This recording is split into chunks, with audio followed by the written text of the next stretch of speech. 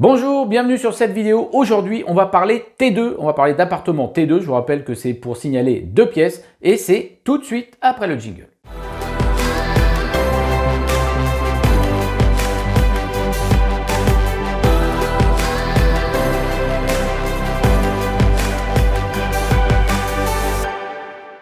Avant de commencer cette vidéo, je vous rappelle que vous pouvez télécharger tous mes bonus gratuits qui sont en bas. Vous pouvez même vous inscrire à une formation gratuite qui va vous apporter plein d'infos. Et vous pouvez aussi vous inscrire à ma conférence en ligne qui va vous montrer vraiment plein de choses, des exemples concrets, des astuces à connaître absolument avant d'acheter, même des bases solides à connaître.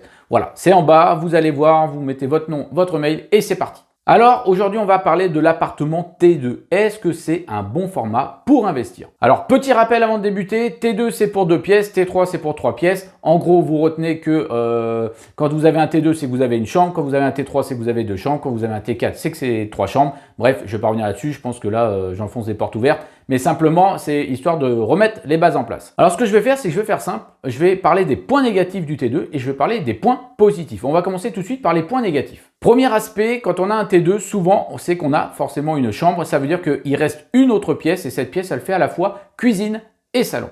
Bon, clairement, ça peut être vu comme un inconvénient puisque même si maintenant on a tendance à ouvrir les cuisines, il y a des personnes qui aiment bien avoir cuisine et une partie salon séparée. Donc, c'est un petit inconvénient. Je voulais en parler quand même, ça paraît évident, mais c'est voilà, dans certains cas, ça peut être pénible. Autre inconvénient du T2, c'est que souvent, on manque de place pour le rangement. Alors, on a des T2 qui font 60 mètres carrés, hein, c'est mon cas d'ailleurs, mais on a aussi des T2 qui commencent à 25-30 mètres carrés, qui vont 40 mètres carrés, ça reste déjà des beaux T2. Mais souvent de fois, il faut faire un vrai aménagement parce qu'on manque de place. Alors clairement, ça peut être un point négatif, notamment quand vous faites du meublé, que vous voulez ranger tout ce qui va être aspirateur, serpillière, que vous voulez mettre une armoire supplémentaire. Bref, voilà, ça peut être cet inconvénient quand on manque de ne pas avoir une pièce supplémentaire pour faire un peu de rangement. Un autre inconvénient, mais qui au final n'en est pas vraiment un, c'est qu'on a toujours l'impression quand on est dans un T2 qu'on ne va pas faire des locations très chères parce que justement, c'est pas grand. Moi, je peux vous assurer, et on va revenir dessus tout à l'heure, que bien au contraire, c'est peut-être une des formules les plus optimisées et quel que soit le mode de location.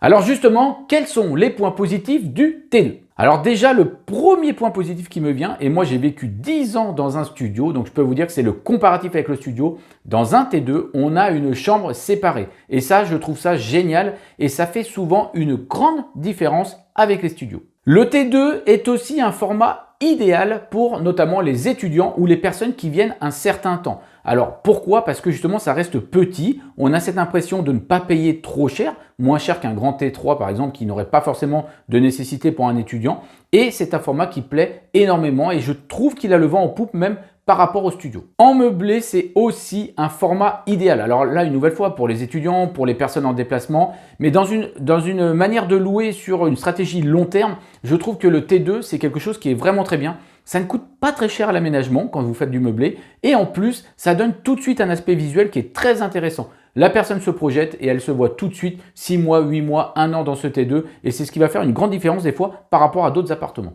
Alors j'insiste sur ce point quand même parce qu'effectivement quand on est dans un T2 à meubler, ça coûte moins cher aux propriétaires à meubler et au final visuellement on le voit assez rapidement pour faire quelque chose de sympa qui va permettre cette projection à la personne qui vient pour 6 mois, 1 an par exemple. Autre point, si vous êtes sur un format location courte durée ou alternance location courte durée et location longue durée, ça peut être génial parce que c'est un format qui, une nouvelle fois, a la chambre séparée, qui va permettre d'accueillir 2 voire 4 personnes. Si vous avez un bon clic-clac ou un bon BZ qui permet de dormir efficacement, hein, attention, on met quelque chose de qualité. Si vous me suivez, si vous êtes dans mon programme, vous le savez, moi je prends toujours la qualité de manière à avoir notamment les bons commentaires, mais ça c'est en cas de location courte durée, mais aussi de longue durée. Mais en tout cas, sachez que ce format T2 en location courte durée, forcément, il est très efficace parce qu'on garde cette chambre séparée. On peut avoir 2 adultes et 2 enfants, avec 2 enfants qui vont dormir dans le canapé, dans le clic-clac. Donc ça, franchement, je trouve que c'est vraiment idéal par rapport au studio notamment, et parfois par rapport au T3 qui serait loué peut-être beaucoup plus cher. Et encore que, je rebondis là-dessus parce que j'ai envie de dire, quand on est en location courte durée, le format T2, il va se louer à la nuitée et c'est parce que vous avez un T3 que vous allez forcément louer plus cher, si ce n'est que vous aurez certainement plus de personnes et un peu plus de difficultés à gérer ça. Voilà. Alors attention, je dis pas que le T3 c'est pas bien, mais là on est sur les avantages du T2 et honnêtement, je trouve que c'est un format tellement génial dans n'importe quelle ville pour faire la location courte durée que ça doit être mis en avant ici. Dernier avantage que je trouve évident, c'est que c'est un très bon rapport qualité, location, prix. Pourquoi? Parce que des T2 peuvent se louer très cher à partir du moment où vous apportez de la valeur, à partir du moment où vous faites quelque chose qui n'existe pas ou qui n'existe pas beaucoup. Et honnêtement, c'est mon cas. Moi, j'ai des locations meublées en longue durée avec des T2 que j'estime louer très cher. Et pourtant, je suis sur un secteur qui n'est pas forcément hyper tendu, mais j'apporte de la valeur, j'apporte des choses qui sont différentes de ce qu'on peut voir et clairement les gens se projettent et ils préfèrent parfois, en tout cas une catégorie de personnes préfèrent se projeter en payant un peu plus cher mais se sentir bien s'ils sont en mission 6 mois, 1 an, 2 ans. Voilà, donc ça c'est important, mais vraiment quand on reste souvent, en tout cas moi, comme je le vois, quand on reste juste au-dessous de la barre des 500 €, un T2, ça peut se louer 490 €, ça peut se louer autour de ces prix-là, peut-être 540, ça dépend de la taille. Mais il y a une chose qui est sûre, c'est que vous ne louerez pas forcément beaucoup plus cher un T3 dans certains secteurs, alors que le T2, au final, vous aurez payé moins cher les meubles, vous aurez payé moins cher au départ, et ça vous permet de faire ces belles stratégies locatives.